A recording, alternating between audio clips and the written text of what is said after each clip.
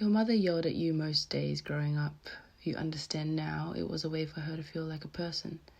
If anything, now you yearned for her forgiveness of you, of everything you imposed, of everything you inflicted. Maybe you really were just being a child. Maybe it's just what children do. But intentional or not, she who is just as little of a girl as you, she who has the heart of a million petals and rays of sun, she who would do anything to show love just for the chance to feel loved back, she was hurt. When you freed yourself from the necessity of such yelling as evidence of a relationship with your mother, as evidence of mutual care, an instrument of love, you realized it wasn't her. It was everything. In fact, it was you.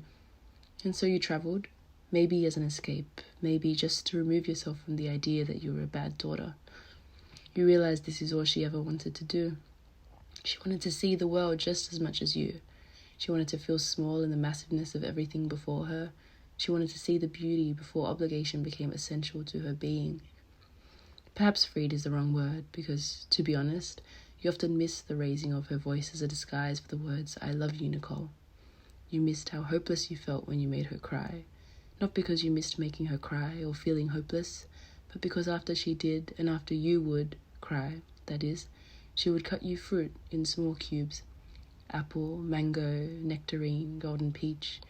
Because after she cried and after you cried, she would cook for hours and you'd receive a text message saying, "Dinner is ready, Nicole, your favorites." Preceded by a list of what you truly craved that day. The foods that alleviated the stubborn, stagnant, chaotic, disgusting blanket of dust and dirt and all things bad you collected from a day of trying to figure yourself out and making a big deal out of it. You didn't know why she couldn't say sorry.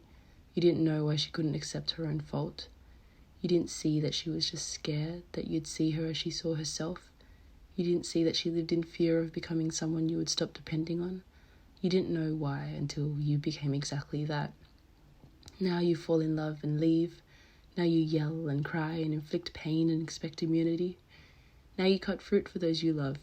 Now you spend your Sundays collecting trinkets and pieces and remnants of your joyous moments to share with the ones you've carved space for in your life, the ones that pull at your heartstrings the way you do to your mother.